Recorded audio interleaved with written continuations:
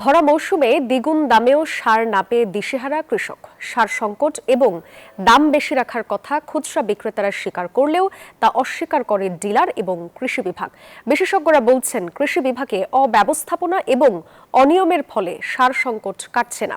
রাজশাহী থেকে মতিউর মর্তুজার রিপোর্ট। আলু, গম, শীতকালীন শাকসবজি ও বোরো ধান আবাদের প্রস্তুতি নিচ্ছেন রাজশাহীর কৃষক। তবে সারের অভাবে তাদের কপালে চিন্তার ভাঁজ।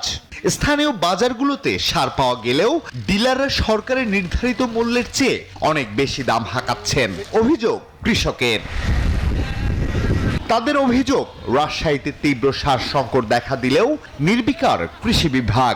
দ্বিগুণ দামেও চাহিদা মতো সার পাওয়া যাচ্ছে না, ফলে ভরা মৌসুমেও ব্যাহত হচ্ছে ফসল উৎপাদন।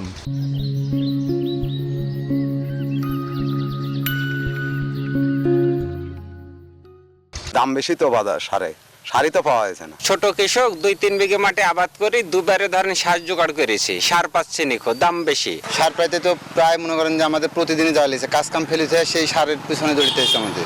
দাম বেশি রাখার কথা স্বীকার করে সংকটের কারণে সার সরবরাহ বন্ধ আছে বলে জানায় খুচরা বিক্রেতারা। তবে এমন অভিযোগ অস্বীকার করেন ডিলার এবং কৃষি কর্মকর্তারা। বস্তাতে যে 50 টাকা বেশি দিয়ে বেচে যে ভাড়াটা আছে সেগুলো দেখে ব্যবসা করি। কৃষকরা সার পাচ্ছে না, এটা সঠিক নয়, কারণ সারের কোনো অভাব নেই। পর্যাপ্ত রাজশাহীতে সার আছে এবং যারা অরিজিনাল কৃষক তারা সার পাচ্ছে। সার নিয়ে আপাতত কোনো ধরনের কোনো সংকট নাই, সব জায়গায় সার আছে, সকল উপজেলায় সার আছে। কেউ যদি স্পেসিফিক ভাবে বলতে পারে যে অমুকে ডিলারে সার বেশি নেই, অবশ্যই তার বিরুদ্ধে ব্যবস্থা নেওয়া হবে। বিশেষজ্ঞরা বলছেন, কৃষি বিভাগের অব্যবস্থাপনা এবং অনিয়মের ফলে কৃষকের কাছে চাহিদা মতো সার সরবরাহ হচ্ছে না। এই সারগুলো সঠিক সময়ে কৃষকের হাতে পৌঁছানোর জন্য পূর্ব প্রস্তুতি নিয়ে যদি আমদানি করা যায় এবং সুষ্ঠু ব্যবস্থাপনার মাধ্যমে যদি কৃষকের কাছে পৌঁছে দেওয়া যায়, তাহলে এটা অনেকটাই লাঘব হবে।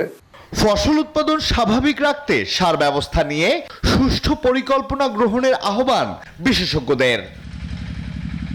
Desk report, news 24।